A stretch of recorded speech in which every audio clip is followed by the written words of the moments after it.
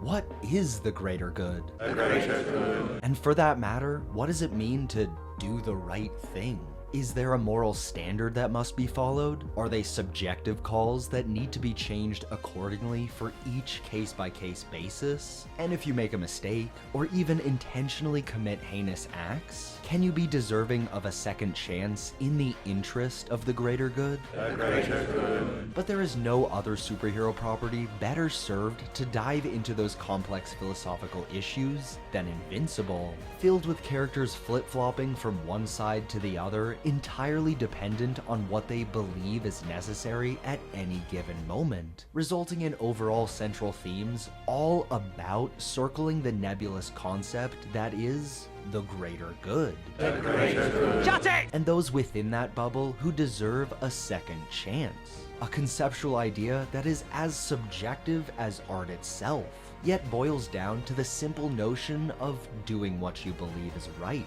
Not just for yourself, but for those around you as well. In fact, sometimes even with a certain disregard for your own safety, further establishing the idea that those fighting for their greater good are undeniable heroes, wrinkling that idea into so much gray area and enabling practically any atrocity to be committed under the guise of the greater good.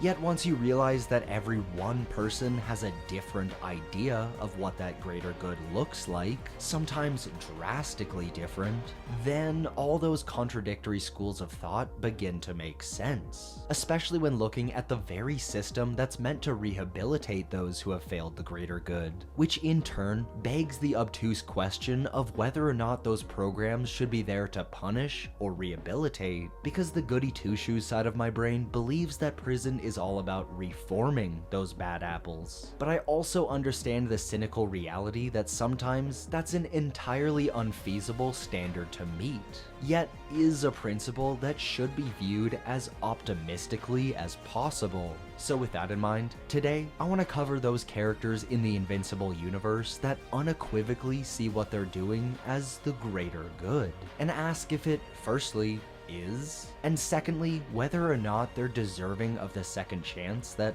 odds are they'll be given.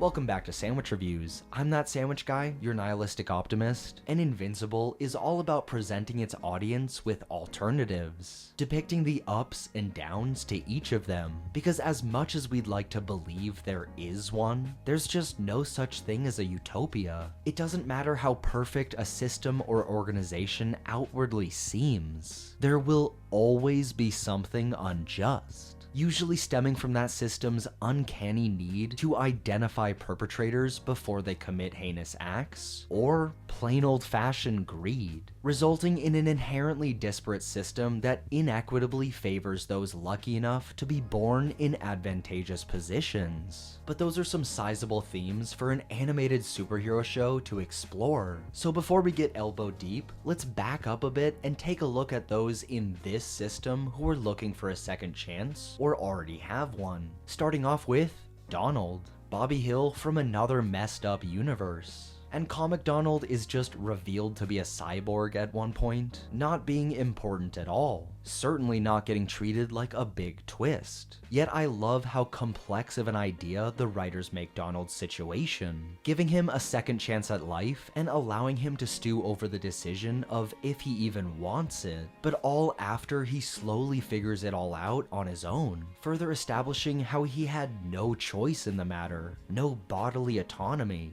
He might have okayed the process, probably signing some papers he half read, but with so much time and memory resets having taken place since then, Donald is practically a different person, except he isn't, because time and time again, Donald puts his life on the line to do the right thing. And if that doesn't make you deserving of a second chance, I don't know what is. And thankfully, after going through some emotional turmoil at not being human per se, it's heartwarming to see Donald take his second chance at life in spades. Not just choosing to remember so he feels more whole, but for the altruistic action of helping someone in a similar situation, demonstrating how, with people who care, and in a government system that cares, experience can be applied for the greater good on an individual basis, which in turn helps the global greater good. And let me tell ya, this right here is the most real greater good the show has depicted. Not some utilitarian trolley problem, but working to expose the light at the end of a tunnel, one hidden behind layers of pain and suffering, layers that will also persist unpredictably throughout one's life,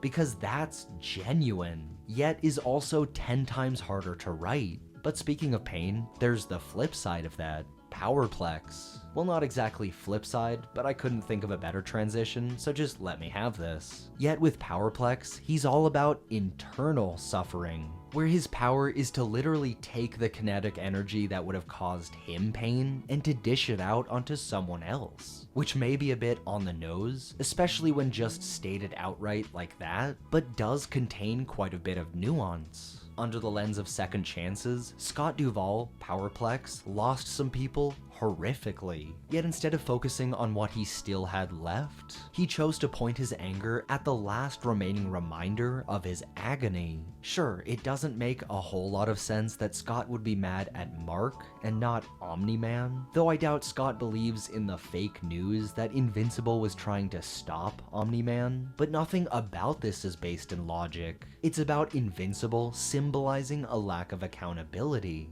So, after surviving through the horrific events of the Season 1 finale, Scott takes his second chance at life purely for vengeance, even putting his own family in danger, the very reason for his actions in the first place. Because for how much good Cecil can do to set up systematic infrastructure around integrating superheroes into everyday society, whether that be for the safety of everyday bystanders, or allowing a hero to be a productive member of society when they're not flying around, Cecil's system cannot help everybody, showing how, no matter the system, there will always be hangups, particularly if that person doesn't want to be helped. And I'm sure with experienced people approaching Scott and his family with enough knowledge, professionalism, and compassion, mixed together with Scott actually wanting to take that helping hand, he could have saved his family by looking internally to get to the bottom of his emotional turmoil. Yet he doesn't, moving further and further downward into anger and spite, with Season 3 Episode 6 being his ultimate villain origin story. So now, with more free time away from his wife and kids, he's well and truly able to be one of Invincible's rogues, spitting in the face of second chances. However, spite and having a family doesn't necessarily get in the way, because there's another spiteful family man in Invincible's list of villains, Titan, who, to be fair, is only spiteful to the worst people, with him wanting to gain control over the criminal underground to keep it as contained as possible, knowing how much destruction can happen if it's left unchecked, particularly for those marginalized and left to suffer by the system. Yet, Titan is doing the majority of his criminal activities to give his daughter the luxuries he never had. At first, just paying off her expensive medical bills, but quickly becoming a standard of living he was growing accustomed to. But to get it in the first place, he takes that life by force, even if it means teaming up with Invincible and subsequently throwing him under the bus. Because for that shiny new life, Titan's willing to pay the price. Even to maintain it later on, Titan will do anything to keep what he has, simply because he believes more good is being done than bad with him in charge, which is extraordinarily similar to what the new Darkwing believes, who was mentored by the original, so we might as well just call this guy Robin, Jason Todd specifically, for those in the know. And by the time we meet him, he's already gone insane, at least from the audience's point of view, with him putting down criminals for his greater good. Of course, he's stopped by Invincible in his city that, thanks to a magical spell or curse or something, is enveloped in this 24/7 night, only ever lit by the blood-red moon on the horizon, which, by the way, is such a cool nod to Batman in general, but specifically Bruce Timm and Paul Dini's animated series. But rather than locking him up and throwing away the key, Cecil decides to utilize Darkwing, pointing him in the right direction to do as much good as possible, not for atonement or to make amends, but for the utilitarian view of saving lives above all else, which is one hell of an interesting thematic topic for Cecil and any number of Invincible's characters, but one I have already spent time discussing in this video essay. Yet for Darkwing, he's brought back to the Guardians of the Globe thanks to some of Cecil's reprogramming, and it's never specified exactly what that means, but I like to think it was just some nice therapy, though it most likely involved some memory wipes and brainwashing. Yet that gave Darkwing a second chance at superheroing he wouldn't waste, taking down an alternate Mark in the Invincible War, saving countless lives, and proving that Cecil made the right decision in his gamble, where he was taking a risk as to whether or not Darkwing would help or hinder his utilitarian goals. Which brings us to those even more powerful than your average superhero, those who could alter the course of history. And I might lose you, but I'll use a term coined in a recent phenomenal comic,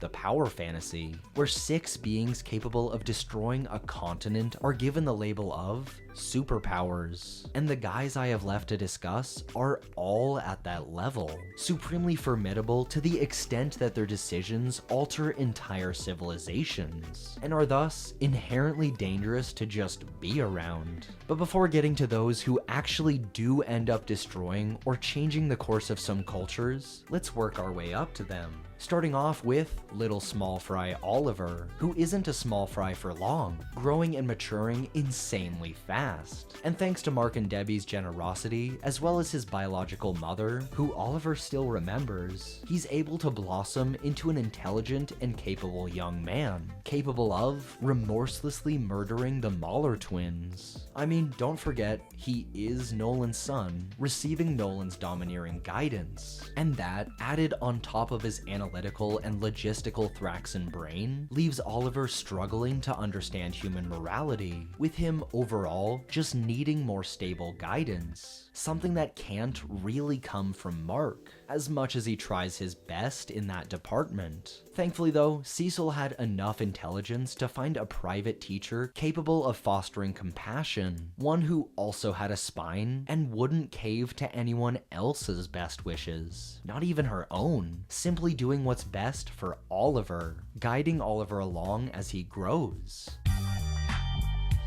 And by all rights, he is mature, but still maturing. At the end of the day, seeing what his older brother is doing and just imitating it, down to cowering into a small ball of pity once consequences caught up with them. Though Oliver's dramatized go at it is just that, a performance, with him having seen his brother get away with murder and figuring he'd take a crack at it, not really getting away with it, but not getting juvie time. So I'd say that's quite a second chance. But as luck would have it, having received the second chance, in time, Oliver is redeemed, with the understanding that he's just a confused child trying to do his best, depicting how young he still is and how he cares about his loved ones. Of course, he's also redeemed so that we would be extra worried when he's almost killed by Conquest, who is debatably the strongest Viltrumite, except for one. But Conquest came crashing into the season 3 finale after everything the writers had culminated like a wrecking ball, though a more apt metaphor would be the unstoppable force that is Doomsday.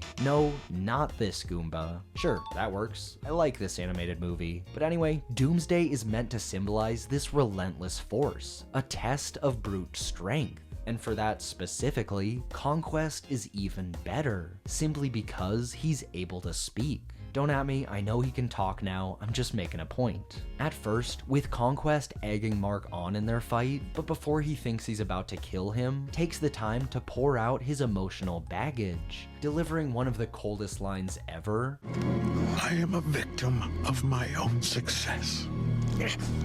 Conquest. I don't even get a real name. Only a purpose. All his trauma related to his loneliness and isolation came flooding to the surface. As he admits, he occasionally feels like crying from it all, revealing there is something of a heart hidden beneath all of that scar tissue and muscle, but not enough to tell me he'll make any therapeutic leaps and bounds anytime soon. Nonetheless, Conquest is still alive, and no spoilers on him, but obviously Cecil can't contain him forever. So knowing him, do you think he'll have a restored perspective and take a second chance at life? But someone who is much more ambiguous in that question, and the very reason why I wanted to write this video essay in the first place, is Nolan Grayson. And even for those non-comic readers, it's pretty obvious a redemption is the direction that character is going in, which is tough, because despite examining this issue with the most optimistic lens, Nolan will have to spend the rest of his life atoning for his mistakes. And that still wouldn't be enough. I mean, how many did he kill? Not only betraying the entire human race, but doing it in such a cataclysmic way that forever changed the dynamics he has with Earth. And I could stand here, sit, and say he was imprinted on by the Viltrumite Empire, groomed to be a cold-hearted warrior that served and nothing else, not even their own desires, as there's nothing more important to them than expansion and conquest, to the point that their fixer was given that name, someone Nolan clearly looks up to, or looked up to, with him proving his Viltrumite loyalty to himself more than anyone else in his battle with his son, attempting to imitate Conquest and his destructive battering ram techniques. Yet after immediately realizing he wasn't Conquest and never would be, a crisis of faith quickly overcomes him, sending him spiraling. At first, giving Nolan some time to emotionally compensate for a fraction of his wrongdoing. But for true atonement, if you do the crime, you gotta do the time. So the writers throw him in a Viltrumite prison. Yet I'll tell you now, if one of my loved ones were hurt in some catastrophic superhero scenario, I'm even talking a minor scrape, I would never forgive those responsible, and I would go full Plex. So Nolan served his time, but he's got a lot of amends to make before he's ever forgiven. In fact, a lot of what he's done can't be forgiven. As in, just to spell it out in simple terms, there isn't a single thing he can do to redeem himself. He can regain some goodwill, but never fully emancipated from his past crimes. And that's the crux of it all, one that Invincible is constantly examining. That being the question of, is it possible to put aside atrocities in the name of the greater good? If someone is truly willing to be charitable and philanthropic, with no ulterior motives besides atonement, would you let them help? Would you trust them to help? And that lofty idea brings us to the rest of the characters I want to cover, who I won't dive too deep into, just because doing so will require lots of comic spoilers. And with these spoilers, I especially don't want to ruin them for you because we're going to see them play out in no less than a year, with Invincible seemingly having an annual release from here on out, although the last person I want to mention won't have their stuff happen until season 8 or 9. Yet it's never too early to begin discussing this stuff. However, if you haven't read the comic all the way to the end, now's the time when you're gonna want to tap out. I appreciate you coming here and staying for as long as you did. Leave a like and subscribe and all that, but I do not want to spoil this stuff for you. You guys gone? Alright. The first thing I want to get into are the Viltrumites relocating to Earth and slowly developing their own morality. At first, simply choosing child bearers to repopulate themselves, but quickly realizing within them a humanity that flourishes as they care for their new half-human children. For some, caring for the many children they have, with one in particular taking dozens of wives and reproducing like a rabbit, but well and truly loving each and every one of them, like he's some Mormon high priest, but all of which results in a surprisingly effective rehabilitation of the Viltrumites, giving them a renewed second chance at life, something that leaves Thragg, their leader, pissed. Because all Thragg wants to do is do right by his ancestors. And there's a whole bunch of complicated stuff with him knowing he's not technically Viltrumite's true ruler, muddying his almost altruistic national loyalty, but that's all ancillary to him sticking by his chauvinistic intentions. But up last is one I'm gonna have to give yet another spoiler warning for. I know I've already ruined enough for those who stayed, but this I especially don't want to spoil, and just mentioning his name would ruin a lot of future storylines. So I'll wait a couple seconds just to give those stragglers time to leave. Ready?